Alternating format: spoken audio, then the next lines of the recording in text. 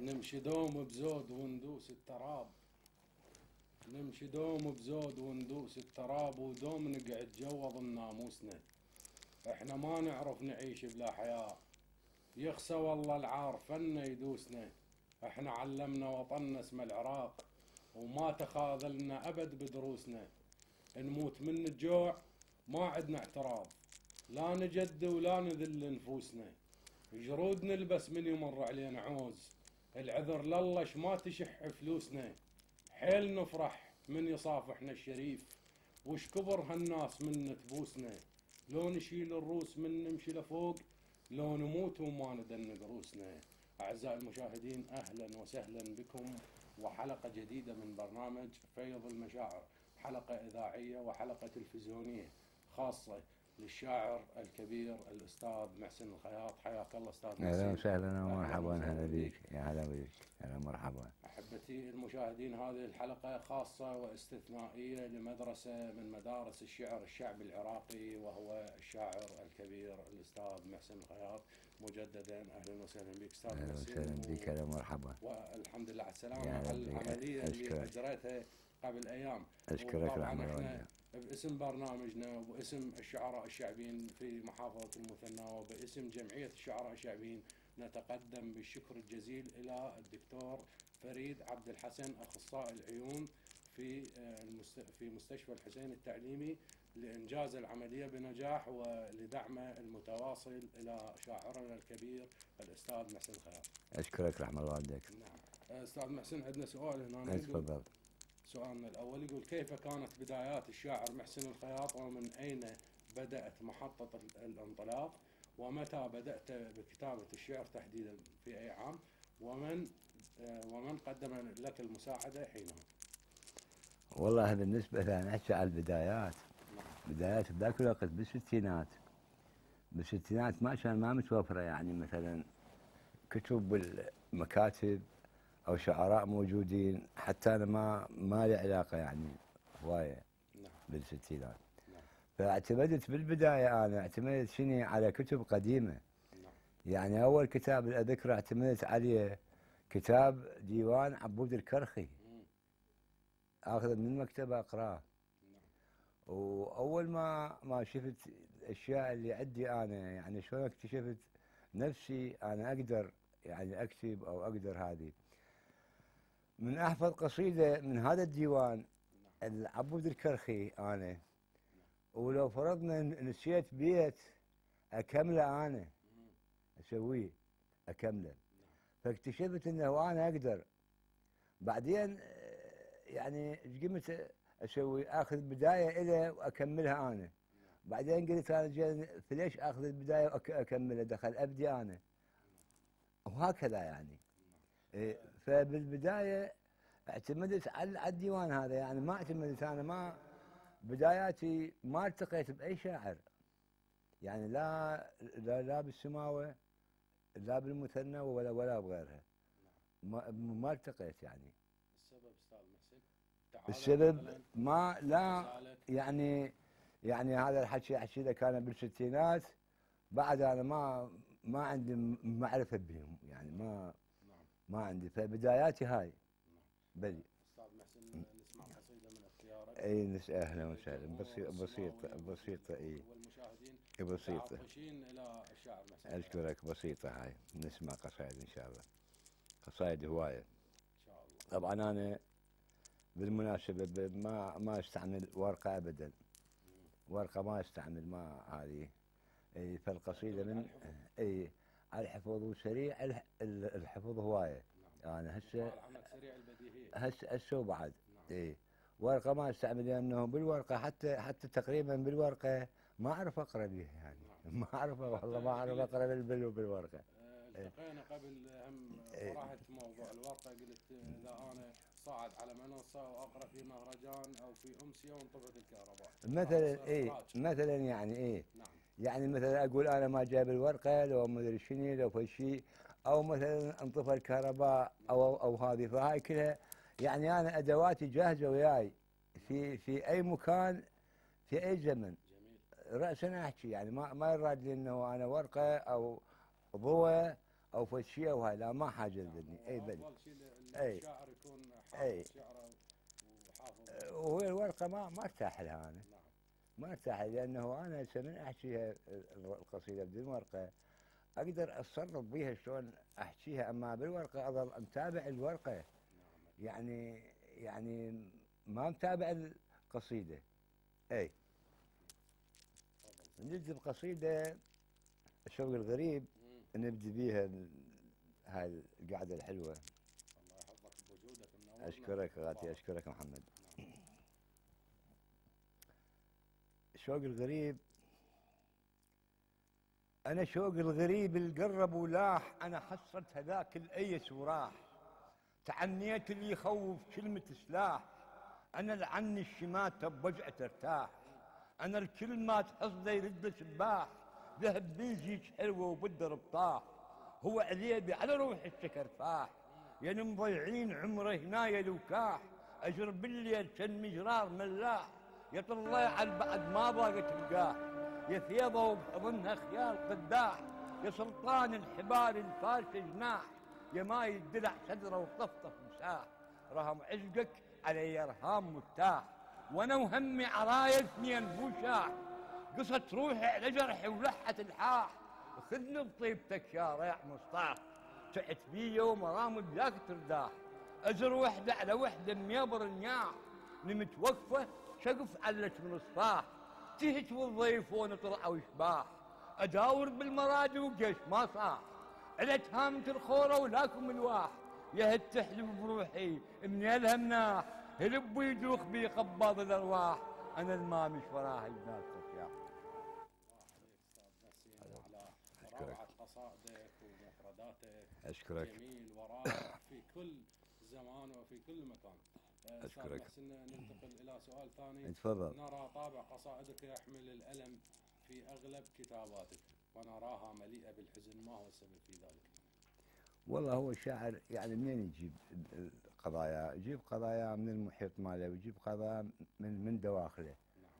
فدواخله إذا كان هو يعني مرتاح يمكن يحكي للراحة ويحكي على الفرح، ويمكن إذا ما مرتاح يحكي على الحزن. هو النفسية يعني. يعني هو يعبر عن دواخله. نعم. إيه، فما يصير أنا أعبر عن شيء ما موجود عندي. نعم. يعني أنا هسه إذا أريد أجيب قصيدة على الفرح ولا هاي ما موجودة عندي أنا. يعني أجيبها يعني مو من واقعي. إيه، فأنا أعبر عن مشكلتي. يعني أنا اللي أحس بيها اللي أدور بيها اللي هي تخليني أكتب القصيدة. نعم. إيه، هذا القصد يعني. إيه، طبعا إذا أكو ناس يعني يريد يكتب هو مثلا كتابات أخرى لا بأس، هو يعبر عن دواخله. نعم. اي فيختلف عني يعني. استاذ محسن، انت يعني القصائد اللي تكتبها، الموضوع اللي تطرحه عن خيال لو عن واقع؟ عن واقع. انت تكتب مرات عن خيال مثلا؟ عن خيال ما يجي عندي، عن خيال ما اتناول هذا الموضوع. احكي عن الواقع، يعني كل قصايدي لازم اكو الها حدث، ما يصير اجت منين اجت هاي. نعم. ما يمكن يعني. اكو الكثير من الشعراء انا اقصد يكتبون عن خيال، عن قصه. اي اكو شخص معين مثلا لشاعر، مثلا شاعر شاعر يقول له انا صارت ويا هاي القصه وصار عندي هذا الموضوع وتألمت، فالشاعر يكتب عن هذا الشخص اللي هذا القصيد. شوف فهمت قصدك. يعني لما واحد يريد يحكي عن موضوع اليف، انا موضوعي باء، اجيب مالات موضوعي انا ادخلهن بمالاته. اي ايش اسوي حتى ارضيه وارضي نفسي. اجيب انا العدي القضايا اللي خاصه ادخلها في شغلاته. فهو بالنسبه له راضي يعني في الشغله في الخدمه، بس انا قصدي شنو؟ قصدي هن يعني مالاتي هن، يعني الجروح الاساسيه هي الي، مو موضوعه. مو موضوع انا مخليه هيك، مخليه يعني موضوع شكلي. ايه، هذا القصد يعني. استاذ محسن، اغلب قصائدك هي مشهوره واغلب قصائدك ناقلتها الناس وحفظوها، بس اطلب منك قصيده اذا تحضرك، قصيدتي لوح خيال الصبح يا رتلاح ويحكم الحاد على بسيطه. اي قصيده الطباع شد فيها.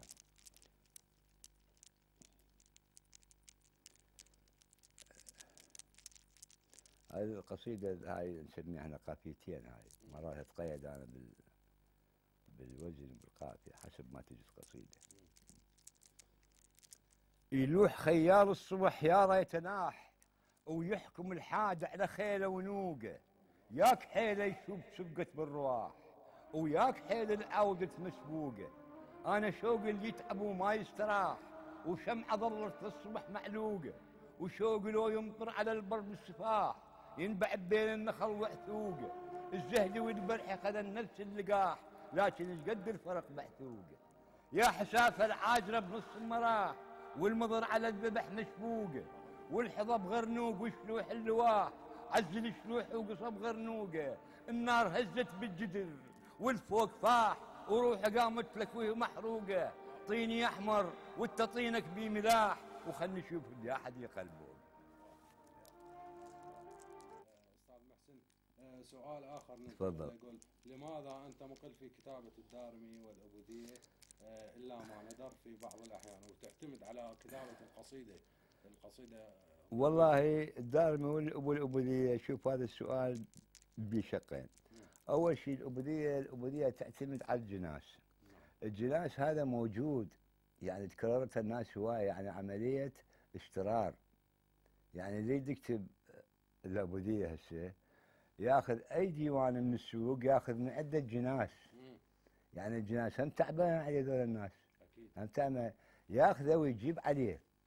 فلما ياخذه ويجيب عليه تصير تقريبا يعني القصيدة يعني نص إلى نص مو إلى، ايش تسميها ما أدري. يعني نقدر نقول ما جايب شيء جديد. لا، هو يجيب شيء جديد من خلال نص البيت والزخرفة اللي راح يجيبها. بس الجناس من يتكرر في التكرار ماله، هاي عملية الاشترار، هاي هنا المشكلة. نعم. يعني الجناس من اللي نجيبه احنا ونكتب عليه. هسه مثلا انا جبت لي فد كلمة تنطي 3 معاني، اكو واحد بالكوت هم جايبه، واحد بالناصرية هم جايبه، واحد بالديوانية يعني هم جايبه، في نفس الشيء. فهذا شوية هاي المسائل هاي تخليني ما كتبه. هذا بالنسبة للعبودية. الدارمي قصير، يعني البيت عندني قصيرة، فما ممكن يعني الفكرة اللي عندك أن تضغطها خلال بيتين قصيرات. ما ممكن، يعني أنت راح تجيب جزء من المشكلة، مو كلها، يعني مو شاملة. مو كلها، تجيب جزء من المشكلة من خلال ذني البيتين بس. أما شنو هي المشكلة وين صارت وشنو الحل ماكو بيه. ما يتناول البيت. يعني أنت أخذ أي بيت دارمي هسه يتناول لك مشكلة صغيرة، يعني يعالجها بس، يعني عالج المشكلة هذه. حتى أنا مرة قلت على الكتابة هاي القليلة، يعني أنه الجمال وين يوضح؟ الجمال يوضح بالمساحة. كل ما تكبر المساحة الجمال يبين، كل ما تقل المساحة يعني الجمال يقل. هسه انت من تطلب مثلا بالسوق، الطب سوق الأقمشة نفرض، سوق الأقمشة أحسن مثال هذا أضرب الكيال. سوق الأقمشة تاخذ بدلة أنت هسه من أحد المخازن، يعني ينطيك قماش صغير هيك، قماش ما ادري شو يسموهم هيك، قماش يعني راوكياه. هذا جزء هيك مخليه هو عينه يراوكياه. شوفه هذا من تشوفه انت ما تفهمه هسه النقشه مالته، ما تفهمها. لكن بعض اهل المخازن، يعني نحن دول اللي يبيعون يعني الاقمشه، في رغبك عليه شو يسوي؟ ينزل طول يسموه طول. هذا الطول ينزله يفتحه فد 4 أمتار 5. من يفتح 4 أمتار 5 هسه النقشه تختلف عندك عن هاي الصغيره. تختلف. شفت هاي النقشه؟ شو النقشه حلوه هاي. هاي الصغيره هي الدارمي وهاي القصيده. الله الله الله على هذا الطرح وهذا هاي الدارمي. ما فهمت المخيل. اللي ما فهمت انت شلون نقشتها هاي القصيده. شوف فتح لك اياها كذا شفت شلون طوله شلون نقشته، هذا القصد يعني به. ولا انا مو ضده يعني. يعني حتى مرات تصير قاعده يقولون لي جيب لنا بيت، اجيب بيت يعني مو مشكله يعني. هذا علي انا مو صعب علي انا هذا. نعم. ايه. استاذ محسن نذهب الى فاصل. احبتي المشاهدين والمستمعين انتظرونا والشاعر الكبير المدرسه السماويه الشاعر محسن الخياط بعد الفاصل راجعيكم. لو نفرض قناعنا نقسم القاع 6 أجزاء 5، نفرض 2، بما أن الحسين الكل الأطياف، يعني شلون هم من قسم الحسين؟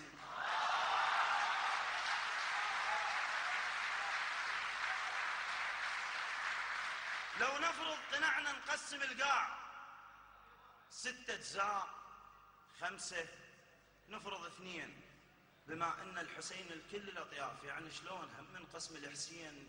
ويا حلق الطائفيه تكتر بعيد، خلص زادنا وشلنا المواعين، اشتغل وحسين صاير للوطن سور، الك خبزه بوطن ناطوره الحسين.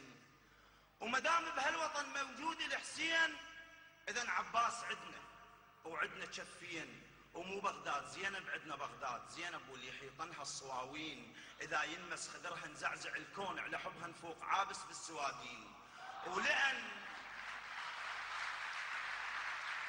ولأن واحد وطننا تحزده الاوطان، الواحد ما تقسمه ويطلع 2، واحد بس تشوفه بساعة العوز خبز يتشظى بحلوق المساكين.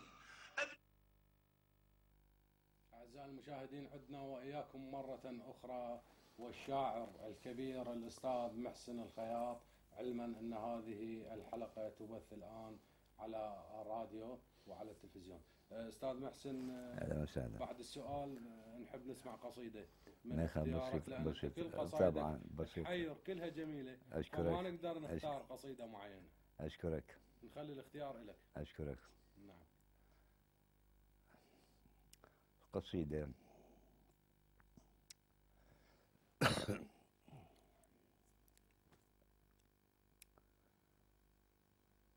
تعال الحق تعال اليوم، ما طولك نباع أزرق، وخذ لك شمعة توصل بيك، خاف يفوتك المفرق. الوقت عبرة وخسر هرتية، وبنادم عليه يزلق، وصبغ راس الوقت فرحان، كان بجيتك يطلق، يطور التعب المطلق، يطلع الشويت شبيك ما تنشق. تعال الحق تعال الحق على عمري، الرقد مدري كثر منه وبقى معلق، وانا صبري جلد جلجيت، شقيته وتشق ردود فدوى يروح خلي ينشق. انا قلبي شكر محروق طاح بقصب بكالي، ولما بكاغد مشقق، جيتك ساجه بلا ماي بالتراب الدفن نغرق، وانا اضحك عالدفن وراح ارد ردود ما صدق. تعال الحق محط الماي يمر الريل، تهدم روحها وتزهق. تعال الحق تعال اليوم، ما طولك بما عزك. هذه القصائد الرائعة. أستاذ محسن، هنا عندنا سؤال. أنت شاعر كبير وتعتبر مدرسة من مدارس الشعر الشعبي العراقي، ولك خبرة بما يقارب 5 عقود من الزمن. ماذا يقدم من نصيحة الشاعر محسن الخياط للشعراء الشعبيين الواعدين الجدد، الشعراء اللي هم بحاجة إلى نصيحة الشاعر محسن الخياط، الشعراء اللي هم بحاجة إلى رسم خارطة الطريق، شو تقول لهم؟ والله بالنسبة على الشعراء الجدد اللي يعني يكتبون هسه بالوقت الحاضر والناشئين، أنا أوجههم بالنسبة لي بنقطتين. النقطة الأولى أن يلتزم بالقصيدة من ناحية الشكل والمضمون، لا يكون الشكل يعني جيد والمضمون رديء، هذه مو مقبولة. أو بالعكس هم مو مقبولة، لا يكون يعني المضمون مالها يعني مو جيد والشكل مالها جيد، لا أن يوافق بين يعني في شكلها ومضمونها. هذه أول شيء ما تخص القصيدة. وتخص النقطة الثانية تخص هو سلوكه، عليه إذا كتب أن يكتب باتجاه واحد إلى نهاية يعني حياته، يعني لا يكون هو متلون حسب الظروف أو حسب الكذا أو حسب، لا، أن يتخذ موقف معين إله هو يعني هو شنو من يا نوع، هو يكتب على هالكتابه او على الوتيره هاي، يعني حتى تفهم الناس، لانه قسم من الشعراء هوايه تلقيه مره مادح اليف من الناس بعدين ذام اليف من الناس، فاحنا ما نفهمه هسه هو شنو هذا، يعني اجى مدح اليف في قصيده ما يخالف، هذا احنا ما نعترض عليه ولا نقول له ليش، ما هو يجوز يعني ادى في رايه هذا الشخصيه اليف تستحق الاحترام، في راي ما نعترض عليه، بس تجي فتره يذمه، يعني يكون متلون. اي هنا المشكله يعني بدل الراي اي هنا. نعم. فهذه مو حلوه. أكيد. يعني هو لازم ان يتخذ فد خط له، يتخذ مبدا خاص، مبدا يعني يمشي عليه، يعني ايه، لان الانسان وجهه يكون ما يتبدل. اكيد. يعني هو نفسه، هو مثلا خلي يكتب الالف الى باء الى جيم، يكتب مسائل سياسيه، مسائل تخصه هو، احنا ما نقول له ليش، بس نقول له ليش اذا كان كتب اشياء مغيره الى هاي. هذا القصد يعني يكون إيه؟ على منهج واضح، على منهج واضح واحد. واحد اي نعم. منهج واضح هذا. حتى اي استاذ محسن، التقيت بك صحفيا قلت لي سؤال جميل، قلت لي انا احترم الشاعر حتى لو كان بحثيا لحد الان. اي اذا بقى على مبادئه، اي اول شيء نحترمه شجاعته، هذا ما تبدل، هذا ما ينكر. نعم.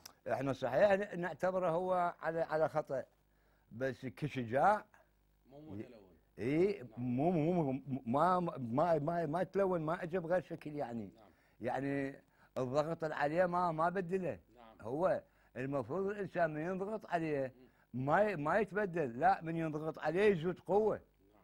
نعم. الانسان هسه في ظروفه، حتى في ظروفه يعني المعاشيه هاي الاقتصاديه، كل ما الوقت يصير مو زين وياه المفروض يصير اقوى. هو اقوى يصير حتى يجابه الموقف، ان ما يضعف يعني. هذا القصد. استاذ محسن، نسمع قصيده، احنا اي الاسئله كثيره وانت يعني فرصه اللقاء بك صعبه، اهلا فاحنا وسهلا ما بك. نخلي الاسئله، نسمع قصائد. اهلا وسهلا بك. اسمع قصيده.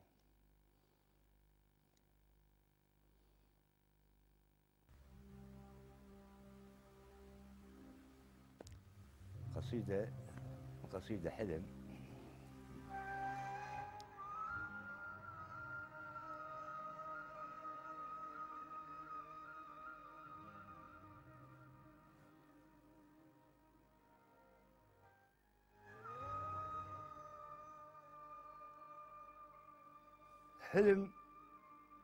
حلم كلك حلم بالليل، نص الليل شوباشه ووقف عمري.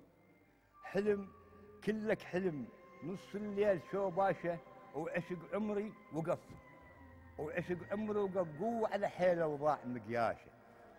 حلم كلك حلم بالليل نص الليل، حلم كلك حلم بالليل نص الليل وعشق عمري وقف شال على حيله وضاع مقياش. العمر من فارقت من باق والنص خد على تلبيه وتلاش.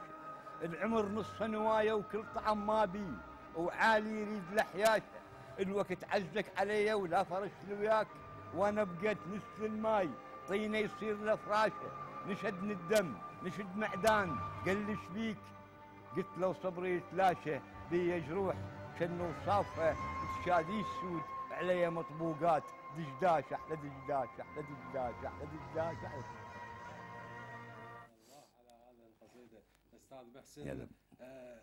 نريد ننتقل لقصيده نخوه عشائر، هاي اللي جامع بها كل عشائر السماوه. بلي اي هاي شويه طويله مطوله، حتى لو تاخذ لنا مطوله شويه هذا، حتى لو تاخذ لنا جزء منها استاذ محسن، يعني هل اللي حافظه منها؟ والله هذه طويله، ما احكي لك من اعتماد ما ادري شلون فنختصرها ما ادري. اي نختصر قدر الامكان.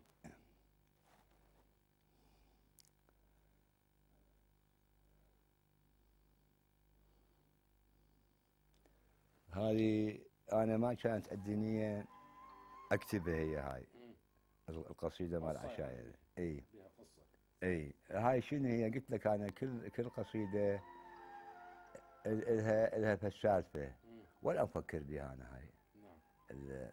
القضيه ابدا يعني، ولا افكر بها ولا يم العشائر ولا بسمه. نعم. والله جت مره بالقهوه جاي احكي قصيده الواحد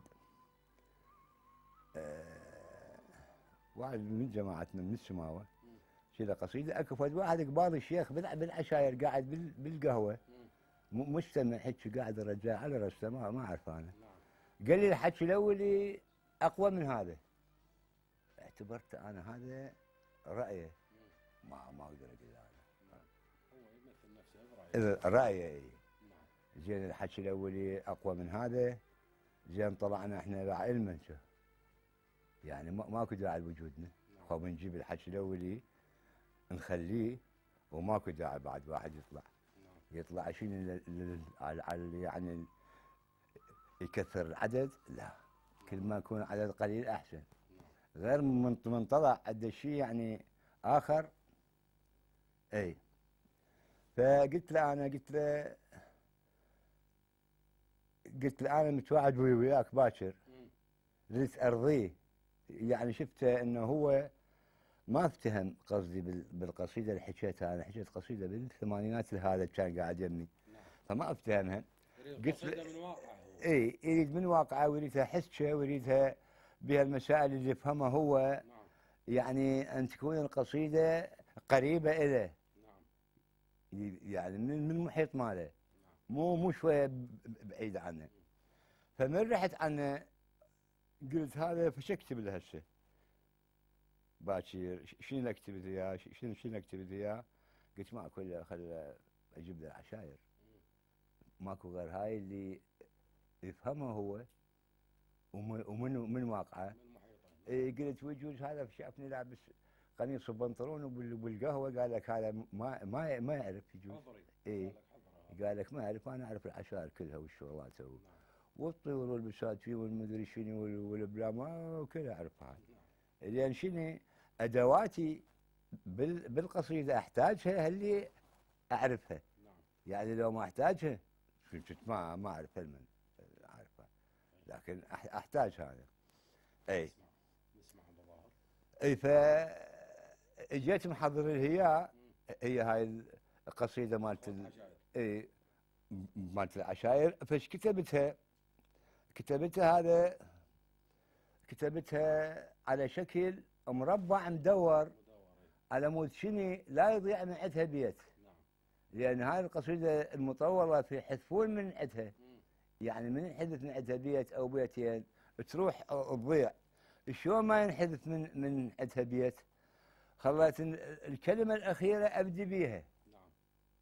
فاللي يريد يرفع بيت ما راح يبدي بذيك الكلمه بعد. ما يقدر. مدوره يعني مزروره زر. فاللي يريد يعني